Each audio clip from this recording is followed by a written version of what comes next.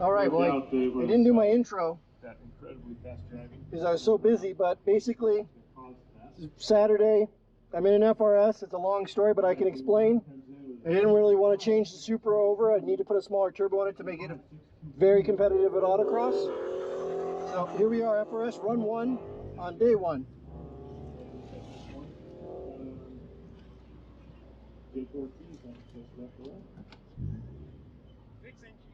Good. 6 inches? Exactly.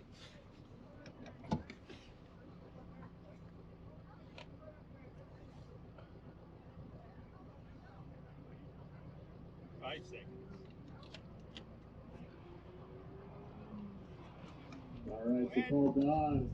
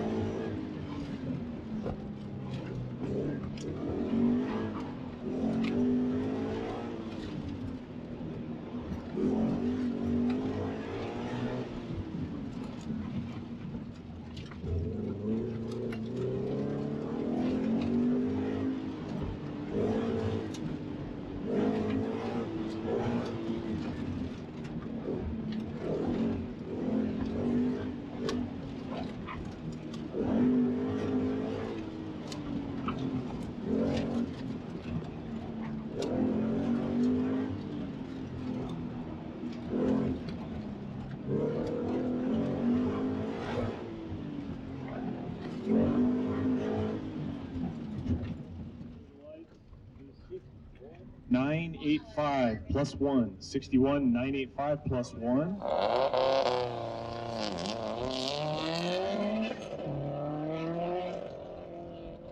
Front end's got no grip. So I'll have to figure out why. Change some shocks. Oh, at this point, Andrew got a... See if we can find some grip out of the front end.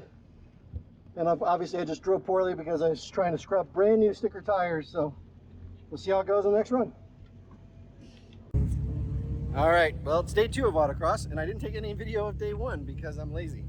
And I can explain why we have this car.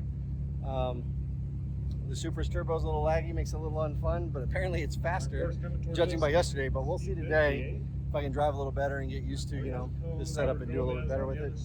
Got a lot of cars out here today. Pro was pretty tough yesterday, got 3rd in Pro, and I think it was 6th in Pack, so it was a tough day.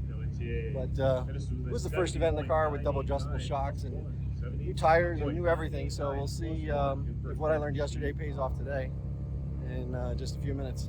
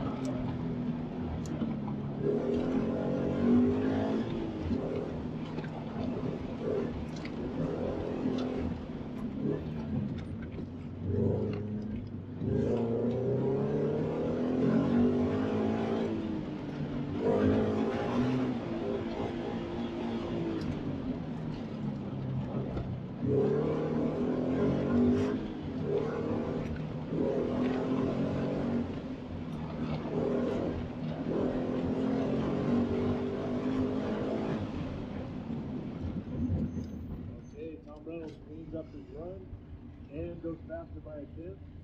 56.049. 56.049.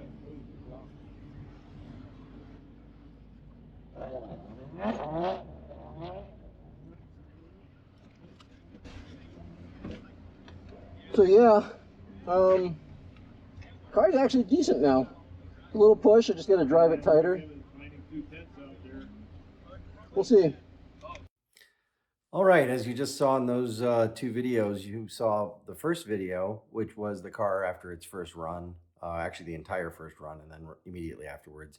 And, you know, my initial impression that the car just has no front end grip. And there's a very logical explanation of why that is, and we'll get into that in a minute. But it was kind of curious, looking back and watching the videos now, that when I watched my best video of the second day after I'd put some effort into tuning the car suspension to get it to kind of work, the actual problem never occurred to me the entire event. And given I've been autocrossing for 23 years, so you would think it would have gone through my head what the exact cause was, because it was pretty obvious once you actually kind of look into that and realize what's going on. So what did I do? So let's talk about what I did to fix the car. So I had no front end bite, and it turned out it was really the first third of the turn, the first phase of the turn, which is the entry, is that you turn the wheel and the car kind of would go straight. And so middle of the corner, like mid balance, was good. Exit was pretty good also. Maybe I could do with a little less rear bar, but really workable. I just had to be more careful on throttle, and that's really what I was lacking. Was I was not being careful on throttle. And it's a supercharged car, so maybe some bad habits already from the Supra. So hopefully they'll keep me sharp, switching back and forth from between the two cars. But the answer is, I started off with the shocks at the recommended settings from Carceps. They're MCS two-way non-remotes. And I have 400-pound springs in the front, 450-pound springs in the rear, with a Perrin 22mm tubular sway bar in the front and the stock OEM rear bar. And we're running these 17x9 RPF1s with a 255/40 Bridgestone RE-71RS. And so in an effort to make the car turn, first thing I naturally did when the car won't turn when it goes straight on entry is change the front compression. So I took it all out. It was already only on 3 or 4. I think it's technically 3 off of full soft, so click number 4, if you will. And that seemed to actually help. Part of the other thing I had totally not counted on was the fact that, they're sticker tires and they're not going to have, I didn't really scrub them, so they didn't have any grip. So that compounded the problems. They didn't grip front and rear. So of course those came up to temperature, they got some scrub, and they started to get better. And of course, after a very good, 10 run heat cycle, day 1, day 2, they were a lot better. So I took out the compression. I started adding rear rebound, just because I was, very low. I think I was on like 3 clicks or 4 clicks off full soft. Went up to about 6, and the car definitely felt a little bit better. Took some front rebound out to help the car maybe put down power a little bit on exit, and didn't really feel like that was the car was necessarily better. I ended up, just moving the tire pressures down. And of course, that's basically, Band-Aid on a problem. So I had started with 32 in the front and 20 in the rear, and I knew it was going to come down in the front. I ended up 26 pounds all the way around. And so putting 26 in the front really helped, because the problem was the front sway bar was too stiff. Basically, it's on a setting that's about 470 pounds of bar rate, and that's just way too much. So we don't really want that much sway bar rate, given the spring settings I have. 400 in the front, 450 in the back. I may have said that already. But just, when I got home, it clicked that I should have done that first. Unfortunately, it's not like the Carceps bar. The Perrin bar is difficult to change on site. You need to have both sides of the car in the air. And, it's an unfortunate setting. And the kind of Endlinks I have, it requires 2 tools. So the car's going to be in the air, the wheels got to be off, all that. Carceps bar, it's 1 wrench. Cut the wheel, it's pretty easy. In worst case, you drive up on little 2-inch ramps to make it easier. So I changed the bar, drove around the block, and it was immediately obvious the car was a lot better. So instead of the front just washing out, even on the street, or even going up my steep driveway, just the transition there, the rear tire isn't stuck in the air, the inside rear. So the car's better. Learned something. Learned that I'm still, an idiot. But, I think these are mistakes probably I'm not the only one making. So if someone benefits from my mistakes, good for you. I'll certainly learn from it, at least for a while. So there's an autocross in 2 weeks. We'll take the FRS back out. It's a much smaller lot. It's not going to be a very exciting video, but we'll get a lot of idea if if the car rotates on entry or not at low speed. So that'll be good. And then there's some track events coming up in July. Some good ones. Laguna Seca is one of those at the end of July. So there'll be some track content again with the Supra.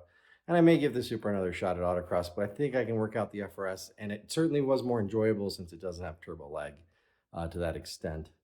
So that's all I got this time. Hope you enjoyed the video. If you got any questions, comments, please leave them down below. Otherwise, I'll see you next time.